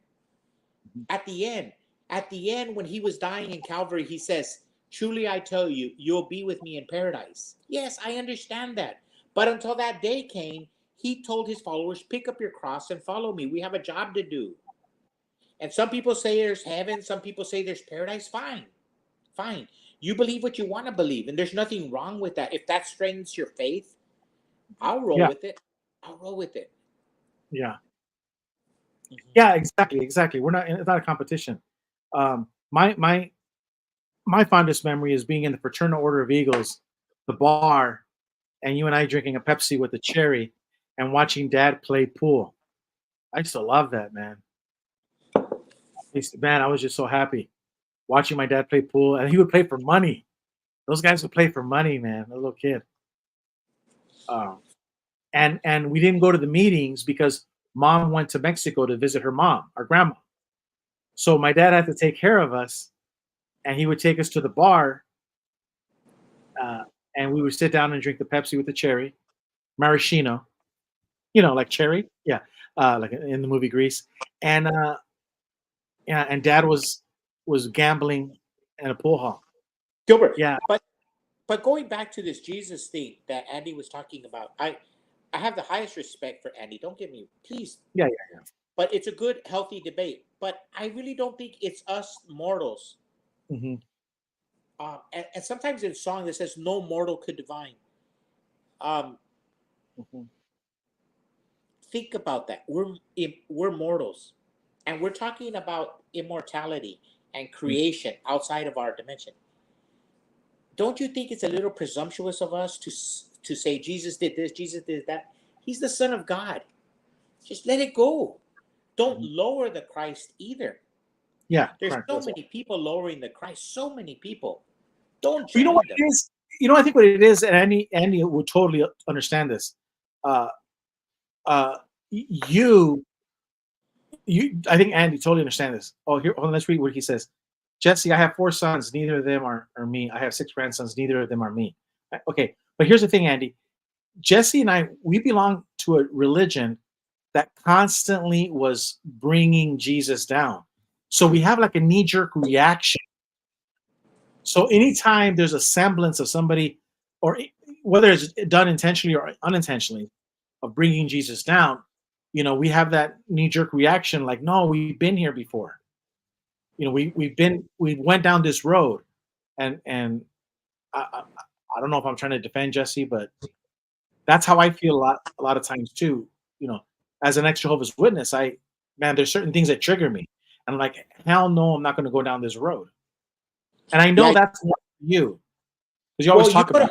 You go to Facebook and you go to social media, anywhere where people put memes, and go look at the Jehovah's Witness, ex-Jehovah's Witness apostates, especially the comedy pages. The things they say about Jesus and Mary, only demons and devils could put. In the ex-Jehovah's Witness community. Yeah. Sometimes I take a picture and I send it over to you because I do research for you. Mm-hmm. But Gilbert, I don't even think Satan talks bad like that. The stuff they say about him getting nailed on the cross, mm-hmm. and Mary, illegitimate children. I mean, just vulgar. And it's coming from ex-Jehovah's Witnesses. Mm-hmm. The hate that exists for Mary, Joseph, and Jesus. Mm-hmm. I don't think it is the job of any Christian, any mortal, to be questioning the divinity of Christ, the relationship between man and his Father. You go your way and I'll go mine. No, I'm not going to surrender that. Western civilization is up for grabs right now. Napoleon Bonaparte, when he became Emperor of France, he said he saw the crown of France laying on the ground, so he put it on his head. It's our job to defend Christ. The crown is on the floor. We've got to pick it up and run with it. You heathens are going to ruin everything. You already fucked the border up. Now you're going to ruin heaven and earth. Yeah. That's our job. Mm-hmm. Yeah. Yeah. It says Christ is more real to me now after 34 years of the Watchtower. Yeah. Absolutely. Now, Maria went, Maria might be smoking what the other guys do. I think there's another sun in the solar system that is rarely mentioned. I don't know. It's called the black sun. I don't know. But I was watching something about the second sun. That's a song. It's called The Second Sun. But yeah. But I mentioned it earlier, and I'll mention it again because you were there. You mentioned it doesn't matter what's out there. We know that they're lying to us. They always do. Everyone's lying because Satan is the father of lie. Because I remember when you told me that, you said the heavens declare the glory of the Father in heaven. They don't want us to see how beautiful it really, really is. They don't. They'll give us, they'll give us stuff, but they don't want us to see the real big picture. Because if we could actually see, it's too great. That's just my opinion. So, we got a new one, Michelle. JW taught hate of Mary by ignoring Jesus's birth. Of course they hate Mary. Check this out. In my congregation, Maritza, her real name is Maria Rosales. The Jehovah's Witnesses hate Maria so much that she went and changed her name because it was a Catholic name, Maria. And so she changed it to Maritza. That's how much the Jehovah's Witnesses hate Mary. Jeff and Maria Rosales married, documented in the county, but she hates Mary so much. The Jehovah's Witnesses taught her to hate the Catholics so much that she changed her name. No other way. No, come on. Jesse, it was hate for Mary. It was hate. Now that's an assumption that I'm making. But I'll stand by it. Take it back. I really think, let me just take it a step further. I really think it's a hate for the Catholic Church. Okay. I think Rutherford and Russell hated the Catholic Church so much. They took it out on Mary. The veneration of Mary. But there is no light. When we were going to the Kingdom Hall, when we were Jehovah's Witness, the hate for Catholicism, it was dripping out of the, yeah. And Maria, you know her. Maria Nunez, you know Maritza Rosales. Jeff and Mary Rosales. Yeah. Okay, man. So yeah, this I better get going, huh? 144. You got any other good questions? And you know what? I don't think anything that Andy says is wrong. I No, he agree with pushed. him. No, no, no.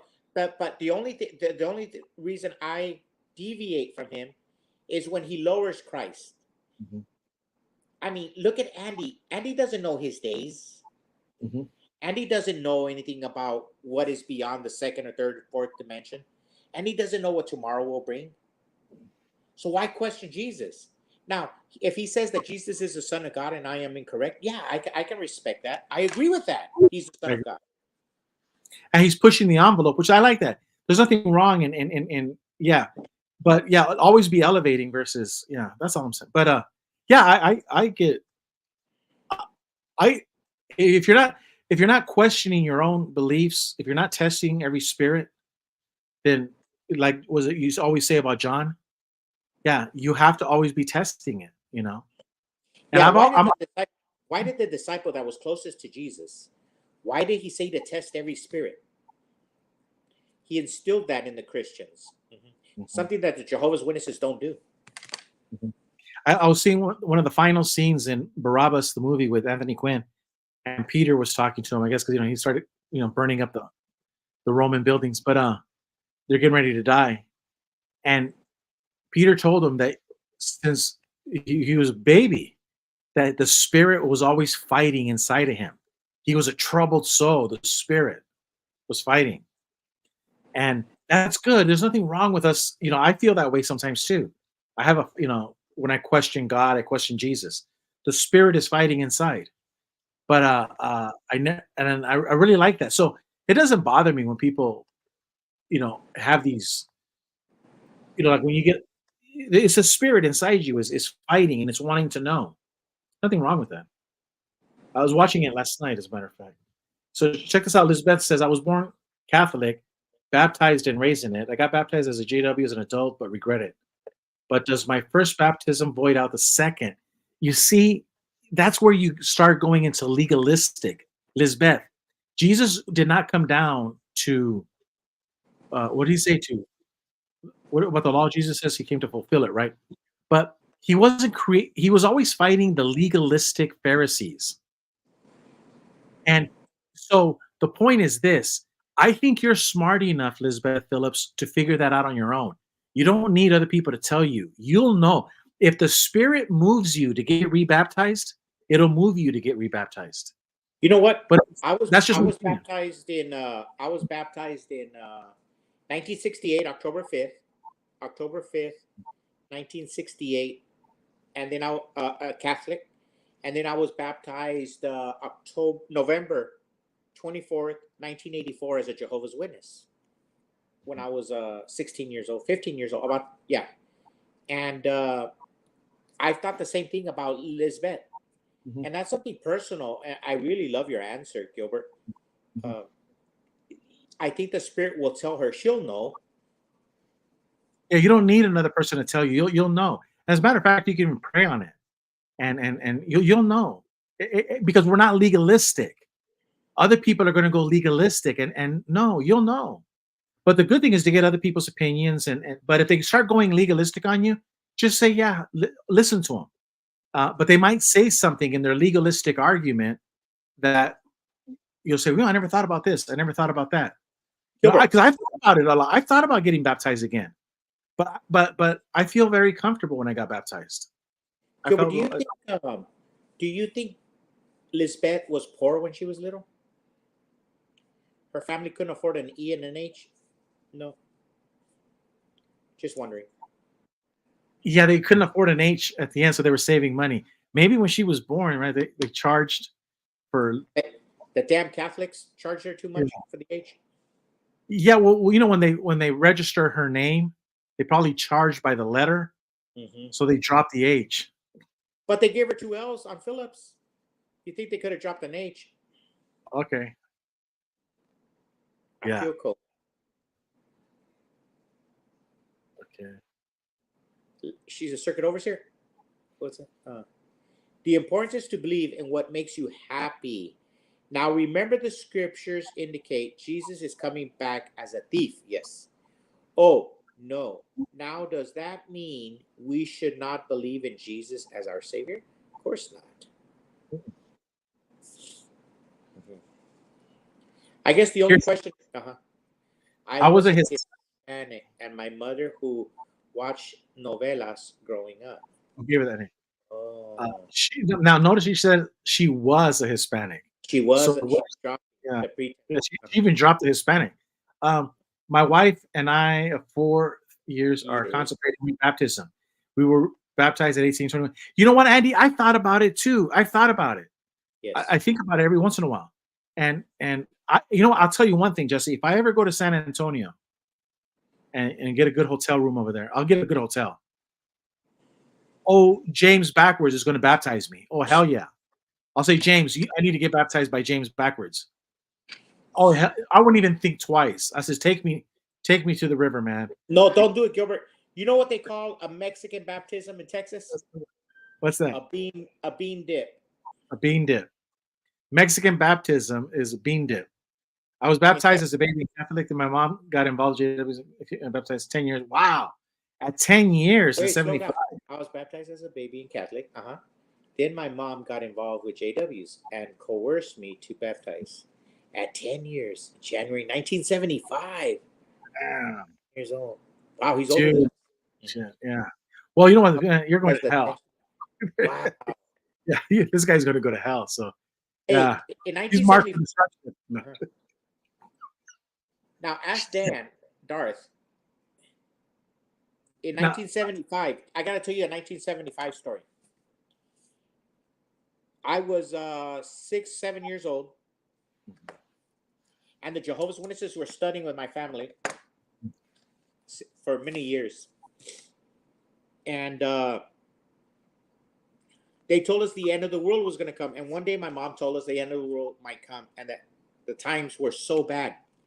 This is when I knew. I was 7 years old, 6 or 7 years old.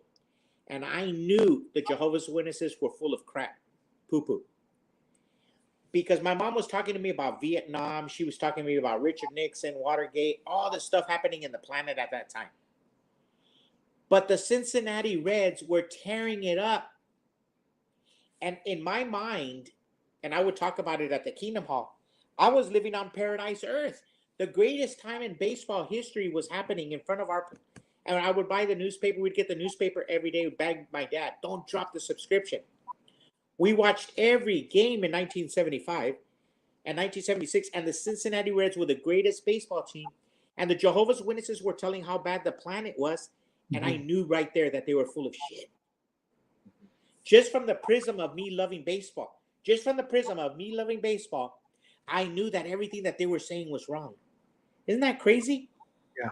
But from the mind of a little boy, they're saying the end of the world, fuck you. No way, man. The Reds are tearing it up. Check this out, Jesse. Yes. I met my husband at the age of 27, and he was born in Jehovah's Witnesses. That's where they came into my life and ruined it. Lisbeth, if you go on my channel and you do the search, just type in adultery, spiritual adultery. When you got married, it was a threesome. It was you, your husband, and the Watchtower. It's called spiritual adultery. And when you listen to what I say in that video, I did it in Spanish as well. It all makes sense. You can't have a marriage when there's 3 people involved. You were involved in a marriage. It was a threesome. And when you understand that, then you can fix your marriage. And they tell you in the Bible talk. Remember they talked about the triple cuerda? Yeah. And they're in on it. Yeah. So your husband shows loyalty to men that he never met in New York over you. And this happens a lot in the Spanish congregations. A lot of women are guilty of this in the Spanish, even in the English, but Jehovah's Witness women outnumber the men. And single mothers, right? Whatever, and or just Jehovah's Witness women, and their spouses are not Jehovah's Witnesses. They show more loyalty to the governing body that they'll never meet than their husband. So when it comes to questions, Lisbeth, like, should you and your husband celebrate Christmas? It's none of anybody's damn business. That's a decision that you two make. The two become one, and you guys make a decision. It's your decision. But Watchtower gets involved because it's in a threesome spiritual relationship. Wow. Hey, Gilbert, I got a question for Lisbeth. Mm-hmm. It sounds like she's from California. Yeah. So bueno está caliente. Let me see. Darth Guido, hell is in Yuma, Arizona. Very hot here, or in Phoenix. Yeah. Oh man, the postcard for Yuma is what? What does it say from the postcard in Yuma? It says 200 miles to Phoenix, 170 something to San Diego, 3 feet from hell. No, 6 feet from hell. On the way down. We just celebrated our 20th anniversary, and we only been happily married for the past 5 since we both walked away. He finally woke up. Congratulations. A lot of people do that. And Elizabeth, man, trust me. Tell your husband, watch that video in Spanish or in English, Spiritual Adultery on my channel. And she's from New York. Our condolences. Our condolences, Elizabeth. Sorry. Yeah. Sorry, we're sorry that you're from New York. Yeah. Pobrecita. Poor Elizabeth. Man. But yeah. Poor. But yeah, definitely watch that. Definitely watch that, Elizabeth. And hey, one more question. Hey, Elizabeth, are you Puerto Rican? Oh, that's right. Puerto Rican, New York. Puerto Rican. Because I was talking to a Puerto Rican guy at Home Depot today, and he got mad at me because he was asking me, he was talking to me in Spanish, and we were talking, and he tried to help me out and everything. And then I told him he talked funny, and he goes, "What? Are you Puerto Rican?" And he goes, "Yeah, I'm Puerto Rican." He's from New York, Bronx, and he was telling me he was born in 1968, like I was, and he liked everything, baseball. He liked Reggie Jackson. We were talking about everything. And then I told him, "Are you Puerto Rican?" He goes, "Yeah." He goes, "Are you?" He goes, "No, I'm Mexican." Mm-hmm. And no, he goes, "How did you know I'm Puerto Rican?" And then I go, "Well, you're from New York, and you're like second. Your Spanish is like pretty good." I go, "Pretty good? What do you mean?" And he goes, "Well, us Mexicans, we speak Spanish correctly, and the rest of the Spanish world speaks it terribly." Mm-hmm. And his mouth just dropped to the ground, man. Yeah.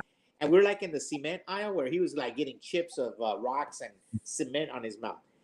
And he goes, "Oh no, I know you're kidding."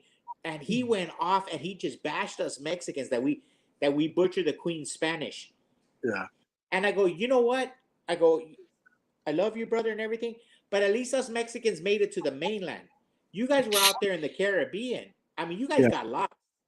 Talk about La Niña Pinta de Santa Maria. At least we made it to the mainland. At least us Mexicans made it to dry land. No, they were chasing something out there, but we went all the way. You went all the way, yeah. We were, but we were so damn good. We even took Florida. Yeah. No, but she did say she's from Puerto Rico. Hey, but Joe, man, I don't want to tell you a story about Joe, but my ex-wife chose the JW organization over her loving husband. It's her loss. That's right, man. And he understands this, man. When I did the video on spiritual adultery, man, he identified. He's like, yeah, it really is. Now, Jesse, man, Andy's a fighter, man. Look at this. Hey, don't feel bad about Lisbeth. I'm from Vancouver, Canada. Hey, but you know what? In all fairness, Jesse, Vancouver, Canada is and Vancouver Island, it is paradise on earth, man. It is. Mom loved Vancouver. Yeah, my mom. Oh my God, it's beautiful. And then when we took Mom to Butchart Gardens, man, she just couldn't believe it, man. Yeah, she was happy. Yeah, in Vancouver, Jesse, in Vancouver, Mom and Stella are with me. I'm stupid, Andy. So we're like in a hotel, and I crossed through Chinatown to get to some really fancy place. And Jesse, in Chinatown or that one area, that's where like the district where all of the people can do drugs. They have to do drugs, but in a certain area. Right. They can't do, yeah. And so I took my mom and Stella. We crossed through like the middle of that whole thing to get to the other side, right? To the, we were trying to get to a certain place. And I'm just looking at the map, but I didn't know, man, that I was walking in Well, me and my wife, we walked through it too, huh, Lisa? Yeah, we walked through it, and you know what the funny thing is? That we're Mexican, and like the thugs, they were moving out of our way. What I did was I took a Watchtower and a wig and I put it on my chest, and people were just like getting the hell out of the way. Hey, what happened to your dinner? You're supposed to take your wife out. I know, but she broke the date. Yeah. Are you having marital problems? No. Well, I told her, you know what? She goes, "You're always talking about Gilbert. You never give me a chance to talk about Gilbert." I go, "Oh, how come you're always talking about the GG for GB?" And I get that a lot. Yeah. Okay. Yeah. Because a lot of times we're talking about you, and we don't give other people to get a chance to talk about you. Your service to the apostate community. Yeah. So that's I'm a nobody, man. Yeah. Like you say, enough about you. We're always talking about you. Let's talk about your video. Yeah. Okay. Okay, that's it. Going, yeah. 2 hours and 1 minute. We better get going. Right, guys? All right. Hey, guys, thanks a lot. 2 hours. And thanks for your questions. I hope I answered all you guys' questions. And try to stump the GB next time, eh? Try to have a really, really good question. And say, hey, I got to stump Gilbert. Does he really keep it simple? And compare. And another thing is, ask me a question and compare it to the other Bible scholars and see what they say. I don't know. I don't follow the Stanley Cup. I should.